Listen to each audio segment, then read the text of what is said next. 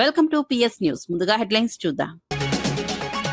తెలంగాణ భవిష్యత్తు మార్చే కొత్త పార్టీపై కవిత ప్రకటన. ఈ నెల 25న కొత్త రాజకీయ శక్తి రానుందని కవిత వెల్లడి.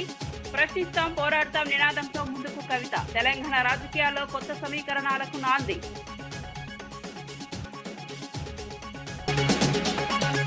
రాధాకృష్ణ వ్యాఖ్యలపై గుడివాడ అమర్నాథ్ ఘాటు విమర్శలు. మావిగన్ పై తప్పుడు ప్రచారం చేస్తున్నారని ఆరోపణ. మీడియా బాధ్యతగా వ్యవహరించాలని అమర్నాథ్ సూచన. వ్యాఖ్యలు వెనక్కి తీసుకోవాలని డిమాండ్.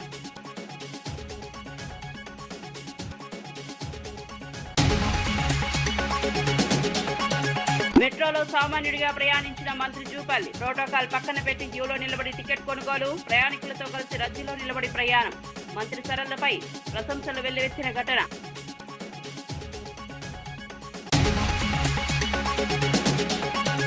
తాడేపల్లిలో వైఎస్ జగన్ కీలక సమావేశం. పార్టీ భవిష్యత్ కార్యాచరణపై నాయకులతో చర్చలు. కార్యకర్తల ప్రజల్లోకి వెళ్లాలని పిలుపు. పార్టీ బలోపేతంపై ప్రత్యేక దృష్టి పెట్టాలని సూచన.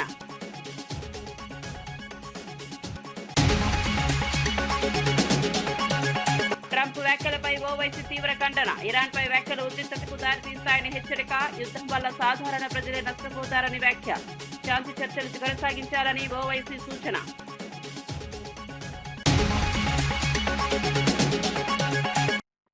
ఇక వార్త వివరాల్లోకి వెళ్తే తెలంగాణ జాగృతి అధ్యక్షురాలు కల్వకుంట్ల కవిత కీలక రాజకీయ ప్రకటన చేశారు.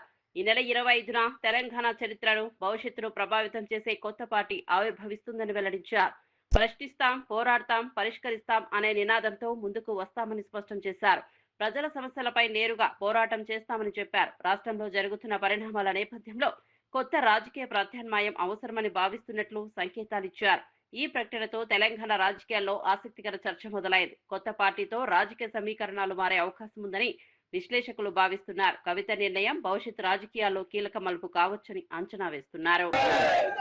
ఆనాడు వచ్చేటటువంటి మన పార్టీ మొత్తం తెలంగాణ భవిష్యత్తును తీర్చిదిద్దుతుంది. ఒక కొత్త తరహా రాజకీయం ఎట్లుండాలి, ప్రజల పక్షాన నిలబడి త్యాగాలు చేసేటటువంటి రాజకీయ నాయకులు ఎట్లుండాలో చూపించేటటువంటి పార్టీగా ఉంటుంది.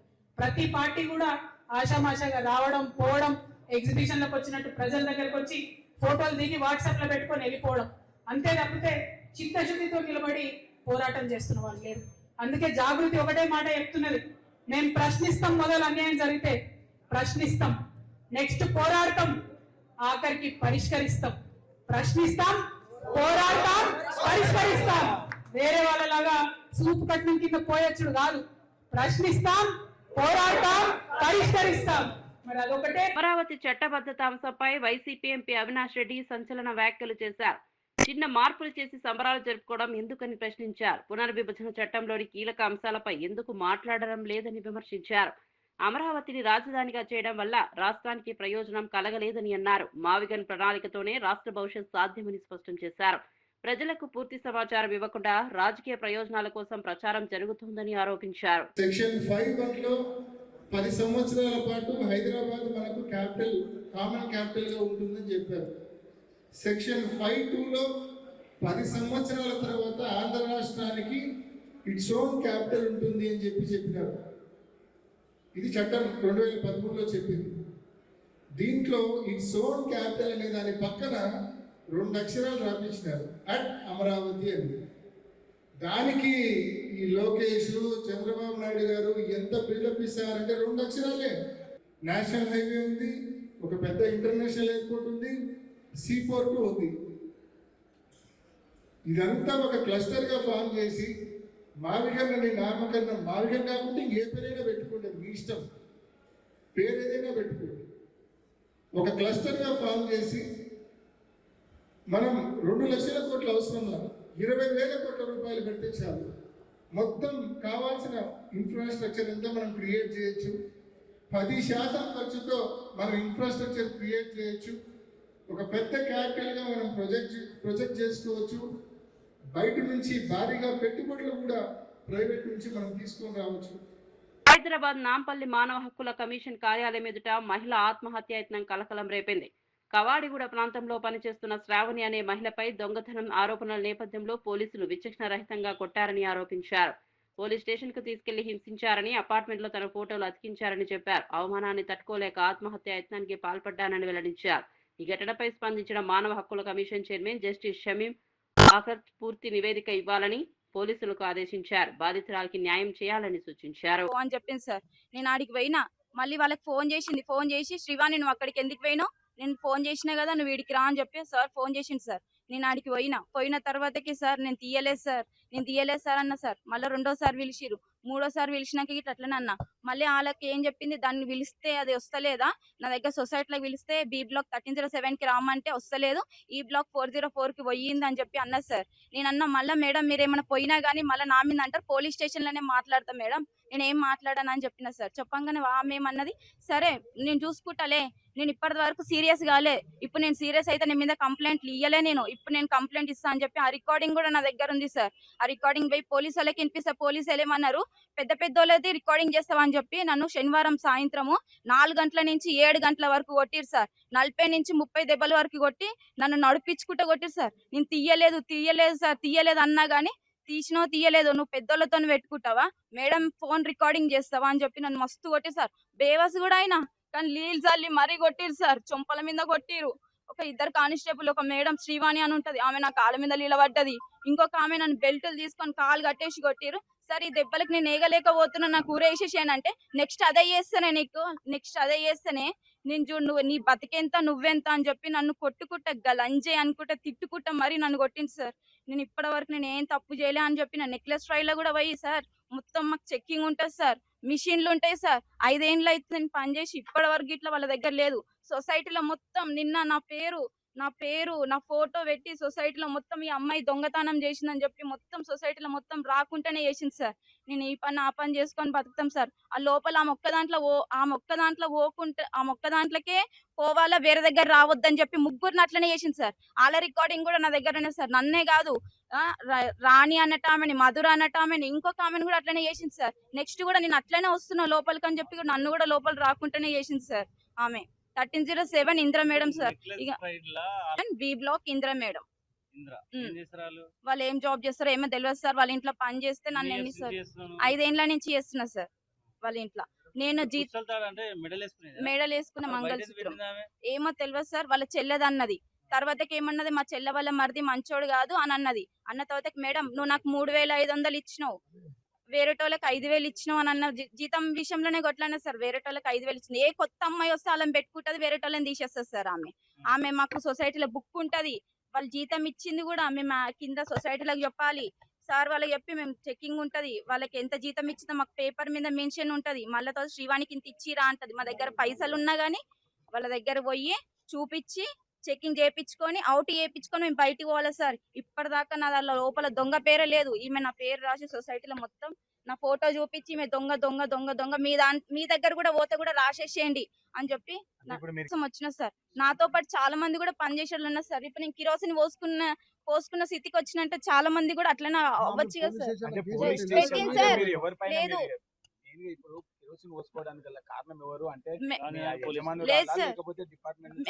సార్, నాకు పోలీస్ స్టేషన్ లో వీడియో కాల్ చేసుకుంటా, మేడం కి వీడియో కాల్ చేసుకుంటా నన్ను కొట్టిరు సార్. లంజే గింజ అనుకుంటా మేడం కి ఫోన్ చేసుకుంటా, వీడియో కాల్ చేసుకుంటా కూడా నన్ను కొట్టిరు. దాని లోపట్నే కూర్చోబెట్టారని ఎన్ని గలీజ్ మాటలు అన్నారు తెలుసా సార్. నన్ను మస్తు హింసించారు సార్. సార్ నేను ఆమె దగ్గర చెయ్యలేదు, ఆమె వస్తువు నాకు తెలియదు, ఆమె ఎన్ని గ్రాములు ఉందో ఇప్పటి వరకు నాకు పోలీసు వాళ్ళు చెప్పలేదు. ఉట్టి పుస్తలు తాడే అన్నారు. పోలీసు వాళ్ళు చెప్పకుండా నన్ను మస్తు కొట్టిరు సార్. పిల్లలు నా దగ్గరకు వస్తే పిల్లల్ని కూడా పోండి అని చెప్పి ఎలగొట్టి నన్ను దాన్ని ఎందుకు సార్, నన్ను కొట్టినాక కానిస్టేబుల్ మేడంలు బయటకు వెళ్ళిపోయారు సార్. నేను ఒక్కదాన్ని నన్ను లోపల పెట్టిరు, ఎవ్వరు లేరు. నా కేసు బుక్ చేయనప్పుడు నన్ను కొట్టిరు సార్. తర్వాత కేసు బుక్ చేసి 2 తారీఖు మాజీ మంత్రి గుడివాడ అమర్నాథ్ మీడియా అధినేత రాధాకృష్ణపై తీవ్ర విమర్శలు చేశారు. మావిగన్ ప్రతిపాదనను తప్పుదోవ పట్టించేందుకు తప్పుడు వ్యాఖ్యలు చేస్తున్నారని ఆరోపించారు. జర్నలిస్టు నుంచి పత్రికా వేదిక ఎదిగిన విధానంపై ప్రశ్నలు లేవనెత్తారు. గతంలో కలిసి పనిచేసిన వారిని అడిగితే నిజాలు బయటపడతాయని అన్నారు. ప్రజలను తప్పుదోవ పట్టించేలా వ్యాఖ్యలు చేయడం సరికాదని హెచ్చరించారు. వెంటనే ఆ వ్యాఖ్యలను వెనక్కు తీసుకోవాలని చేశారు.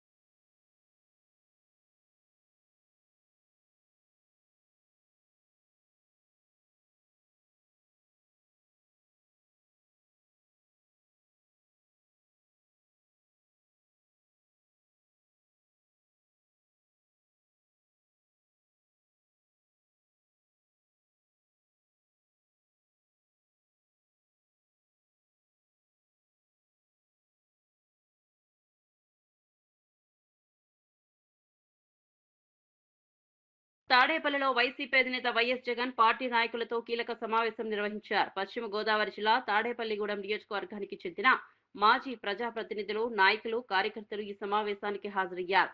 పార్టీ పరిస్థితులు, భవిష్యత్ కార్యాచరణపై చర్చలు జరిగాయి. స్థానిక సమస్యలు, రాజకీయ పరిస్థితిపై నాయకుల అభిప్రాయాలను తెలుసుకున్నారు. పార్టీ బలోపేతంపై దృష్టి పెట్టాలని సూచించారు. కార్యకర్తలు ప్రజల్లోకి వెళ్లి పార్టీ విధానాలను వివరించాలని పిలుపునిచ్చారు.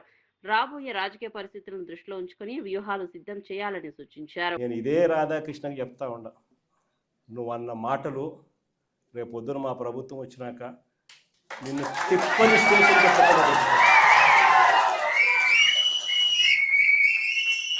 వైఎస్ఆర్సీపీ శ్రేణులను, వైఎస్ఆర్సీపీ కార్యకర్తల భార్యలంటే నీకు అంత అలుసుగా కనిపిస్తా ఉందా రాధాకృష్ణ అని చెప్పి నేను చెప్తాను.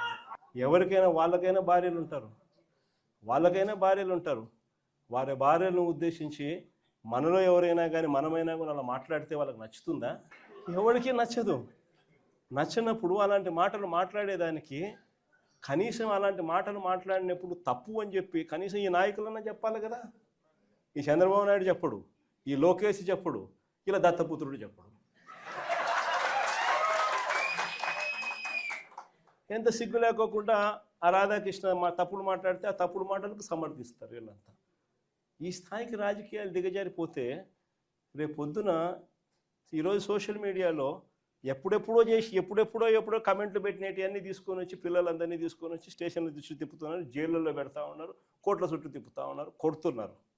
ఇదే రేపు పొద్దున ఆంధ్రజ్యోతి రాధాకృష్ణ కూడా రేపు పొద్దున ఇదే జరుగుతుందని ఖచ్చితంగా చెప్తా ఉన్నాను.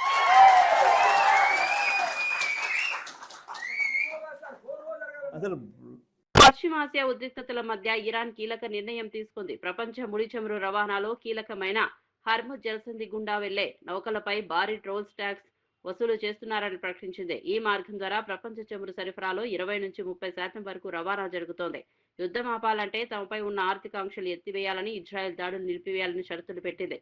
ఈ నిర్ణయం ప్రపంచ మార్కెట్లపై ప్రభావం చూపే అవకాశం ఉంది. భారత్ వంటి దేశాల్లో పెట్రోల్, డీజిల్ ధరలు పెరగొచ్చని నిపుణులు హెచ్చరిస్తున్నారు. అంతర్జాతీయ వాణిజ్యంపై కూడా ప్రభావం ఉండొచ్చని అంచనా వేస్తున్నారు.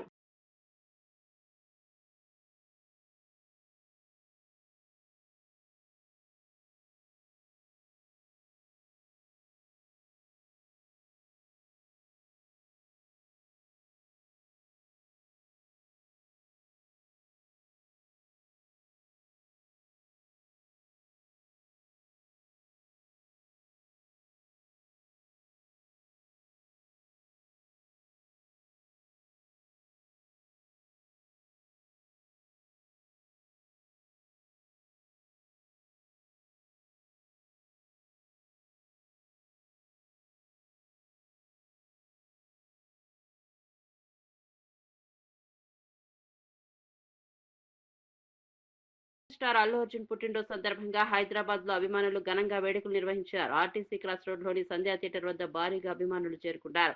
పెద్ద కేక్ కట్ చేసి తమ అభిమానాన్ని చాటుకున్నారు. బన్నీ బర్త్డే స్పెషల్ గా రేసుగుర్రం సినిమాను ప్రదర్శించగా అభిమానులు భారీగా హాజరయ్యారు. థియేటర్ వద్ద పండుగ వాతావరణం నెలకొంది.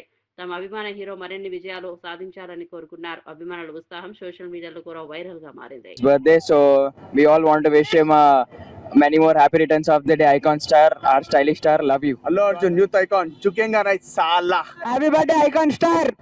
It's the birthday of Icon star. You came to watch the movie. Race Guram re-release Sandhya posters unta baagundedi. Happy birthday, Allu Arjun, I love you. Icon star. Jai Bandhu. Happy birthday icon star, మీ long life కి మేము కోరుకుంటున్నాం. After so many years, movie was released, Race Gurram. Lovely movie, lovely experience. Thanks a lot. Thank you. Arjun's birthday we came to Race Guram movie when it was released in 2018. The same movie we saw it now and it was very beautiful. On the occasion of Allu Arjun birthday we came. Only one thing we have to say, happy birthday Allu Arjun sir. Icon Allu Arjun birthday. First of all, I am wishing my Allu Arjun birthday today. Happy, wish you many more happiness of the day. मैं Allu Arjun का बड़ा fan हूँ. I am the diehard fan of the Allu Arjun. I say आप बहुत कुछ movies निकालना. तुम्हारा hair style के लिए पूरा वर्ल्ड पूरा फेमस है. And your dressing is so excellent. You are the star of the trending. భారత రిజర్వ్ బ్యాంక్ ద్రవ్య పరపతి సమీక్షలో కీలక నిర్ణయం తీసుకుంది. రిపో రేటును 5.25% యథావిధంగా కొనసాగుతున్నట్లు గవర్నర్ సంజయ్ మల్హోత్రా ప్రకటించారు. భౌగోళిక రాజకీయ ఉద్రిక్తతలు, ఇంధన ధరల పెరుగుదల వంటి సవాళ్లు ఉన్నప్పటికీ ద్రవ్యోల్బణాన్ని నియంత్రించేందుకు నిర్ణయం తీసుకున్నట్లు తెలిపారు. ఈ నిర్ణయంతో బ్యాంక్ లోన్లపై ఈఎంఐలు పెరగకుండా సామాన్యులకు ఉపశమనం లభించింది. ఆర్థిక వ్యవస్థను స్థిరంగా ఉంచడమే లక్ష్యమని ఆర్బీఐ పేర్కొంది. I shall now briefly state the rationale for these decisions of the MPC. The MPC noted that since the last policy meeting, geopolitical uncertainties have heightened significantly. Headline inflation remains contained and below the target. However, upside risks to the inflation outlook driven by increased energy prices, pressures and probable weather disturbances affecting food prices have increased. Core inflation pressures remain muted, although supply chain dislocations and the risk of second round effects render the future inflation trajectory uncertain. The MPC further noted that high frequency indicators till February of this year suggest the continuation of strong momentum in economic activity. Growth impulses continue to be supported by robust private consumption and investment demand. However, the West Asia conflict is likely to impede this growth. Higher input costs associated with increase in energy prices and international freight and insurance costs, along with supply chain disruptions that could constrain availability of key inputs for downstream sectors, would impair growth. Telangana మంత్రి జూపల్లి కృష్ణారావు సాధారణ ప్రయాణికుల్లా మెట్రోలో ప్రయాణించి ఆకట్టుకున్నారు. Erram Manzil station నుంచి మియాపూర్ వరకు ప్రయాణించిన ఆయన స్వయంగా క్యూలో నిలబడి టికెట్ కొనుగోలు చేశారు. ఎలాంటి ప్రోటోకాల్ లేకుండా సాధారణంగా ప్రయాణించడం ప్రజల్లో చర్చనీయాంశమైంది. రద్దీ మధ్య ప్రయాణికులతో కలిసి నిలబడి ప్రయాణించారు. మెట్రో సౌకర్యాలపై ప్రయాణికులను అడిగి తెలుసుకున్నారు. సమయాన్ని ఆదా చేసేందుకు మెట్రో ఉత్తమ మార్గమని పేర్కొన్నారు. ఈ ఘటనతో మంత్రి సరళతపై ప్రశంసలు వెల్లువెత్తుతున్నాయి.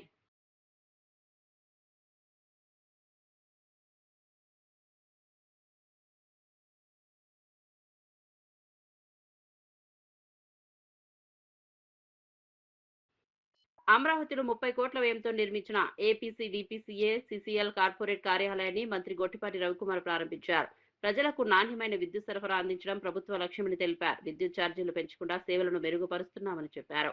రాష్ట్ర వ్యాప్తంగా లో వోల్టేజీ సమస్యలు నివారించేందుకు కొత్త సబ్స్టేషన్ నిర్మిస్తున్నట్లు వెల్లడించారు. రికార్డు స్థాయిలో విద్యుత్ ఉత్పత్తి జరుగుతోందని పేర్కొన్నారు. భవిష్యత్తులో విద్యుత్ రంగంలో మరిన్ని అభివృద్ధి కార్యక్రమాలు చేపడతామని తెలిపారు. ఈ ప్రాజెక్ట్ రాష్ట్ర భవిష్యత్ వ్యవస్థను మరింత బలోపేతం చేస్తుందని అధికారులు భావిస్తున్నారు. Good morning to everyone. My name is I am studying in 9th class. I am studying in Contreddy Pratigreddy Corporate School. It's have a not a government school. It looks like a corporate school. It's have a limit. The teachers are good well. The teachers telling classes is so focused. Have a games and sports and dining hall available anything in the corporate school. It's not looking like a corporate government school. It's have a corporate school. It's built a Contreddy Pratigreddy Foundation. Our MP was built it here. Thank you. Our teachers are very qualified teachers and our teachers are personal teachers focus on study and anything others in street of the school. Good morning to everyone. My name I am studying in 9th class. I am studying in Contreddy Pratigreddy Corporate School. It's have a not a government school. It looks like a corporate school. It's have a limit.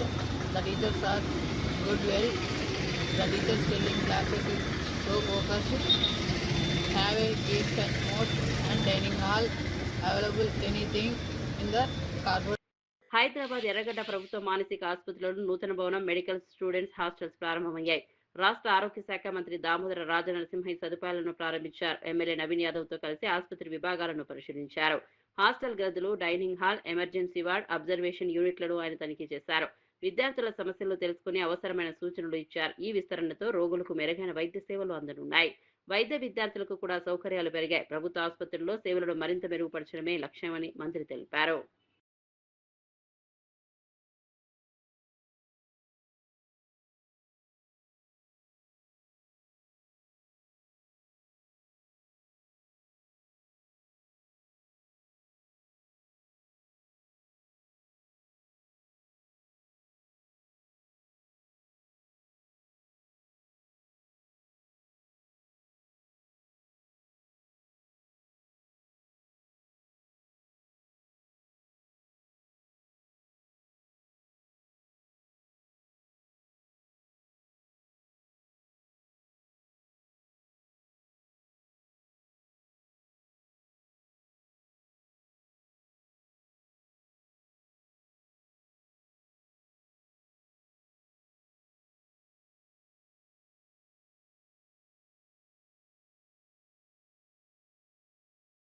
అధ్యక్షుడు Trump చేసిన వ్యాఖ్యలపై Hyderabad MP Asaduddin Owaisi తీవ్రంగా స్పందించారు. Iran నాగరికతను అంతం చేస్తామని చెప్పడం అనవసర ఉద్రిక్తతకు దారితీస్తుందని విమర్శించారు. కాల్పుల విరమణపై మాట్లాడడం మంచిదేనని, కానీ ఇప్పటికే జరిగిన నష్టానికి బాధ్యత ఎవరు తీసుకుంటారని ప్రశ్నించారు. అంతర్జాతీయ రాజకీయాలు ఇలాంటి వ్యాఖ్యలు ప్రమాదకరమని హెచ్చరించారు. శాంతి చర్చలు కొనసాగించాలని సూచించారు. యుద్ధం వల్ల సాధారణ ప్రజలే నష్టపోతారని తెలిపారు. लाइन में खड़ा है, कोई क्लू नहीं है किसी के पास, तो इसमें क्लैरिटी लाने की बेहद ज़रूरत है और हम उम्मीद करते हैं कि इलेक्शन कमीशन ऑफ इंडिया चुनाव से पहले जल्द से जल्द एक ट्राइब्यूनल बनेगा और वो जितना जल्दी हो सके इन केसेस को डील करके, ताकि वोट डालने का राइट एक कॉन्स्टिट्यूशनल राइट है, उनको मिल सके। सर, जो सीज फायर हुआ है ईरान और अमेरिका जो सीज फायर हुआ उसको कैसे आप देख रहे हैं? देखिए, ये बड़ा डेलिकेट सीज फायर हुआ है और हमारा मानना यह है कि हालिया सालों में एक तो रशिया यूक्रेन का क्राइसिस हुआ, फिर इजराइल ने 7 अक्टूबर के बाद जेनोसाइड गाजा में किया, तीसरा ये इजराइल और यूएस ने मिलकर ईरान पर हमला किया। इन तीनों को आप देखेंगे तो भारत एक ग्लोबल साउथ की एक बहुत बड़ी आवाज़ है और भारत हमेशा सबसे ताल्लुकात अच्छे रखकर भी जहाँ पर अमन की बात आती थी वो एक तारीखी रोल हमने अदा करते आए हैं। मगर मैं फिर से इस बात को दोहरा रहा हूँ कि प्रधानमंत्री का इजराइल का दौरा, उसका टाइमिंग बहुत गलत था और चौथी बात यह है कि ये आप देख लीजिए कि इनको रिव्यू करना पड़ेगा। हम तो हमेशा इम्पार्शल रहे और हम में इतनी एबिलिटी थी कि हम दो ममालिक अगर जंग कर रहे तो उनको बिठाकर हम बात कराते थे बगैर किसी का साइड लिए। तो ये हमको लगता है कि नरेंद्र मोदी की सरकार को ये स्टॉक टेकिंग करना पड़ेगा, रिव्यू करना पड़ेगा कि आखिर क्या वजह है कि एक पड़ोसी मुल्क जहां से हमेशा हमको तंग किया जाता है। తెలంగాణ భవిష్యత్తు మార్చే కొత్త పార్టీపై కవిత ప్రకటన. ఈ నెల 25న కొత్త రాజకీయ శక్తి రానుందని కవిత వెల్లడి. ప్రశ్నిస్తాం, పోరాడతాం నినాదంతో ముందుకు కవిత. తెలంగాణ రాజకీయాల్లో కొత్త సమీకరణాలకు నాంది.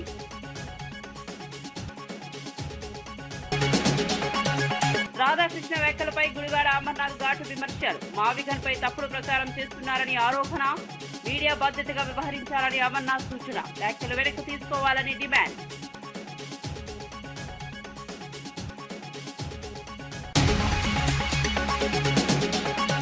మెట్రోలో సామాన్యుడిగా ప్రయాణించిన మంత్రి జూపల్లి. ప్రోటోకాల్ పక్కన పెట్టి క్యూలో నిలబడి టికెట్ కొనుగోలు. ప్రయాణికులతో కలిసి రద్దీలో నిలబడి ప్రయాణం.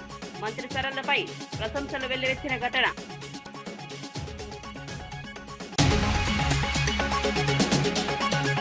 తాడేపల్లిలో వైఎస్ జగన్ కీలక సమావేశం. పార్టీ భవిష్యత్ కార్యాచరణపై నాయకులతో చర్చలు. కార్యకర్తల ప్రజల్లోకి వెళ్లాలని పిలుపు. పార్టీ బలోపేతంపై ప్రత్యేక దృష్టి పెట్టాలని సూచన.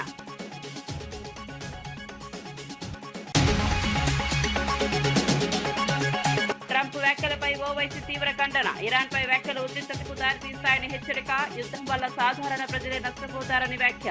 శాంతి చర్చలు కొనసాగించాలని ఓవైసీ సూచన.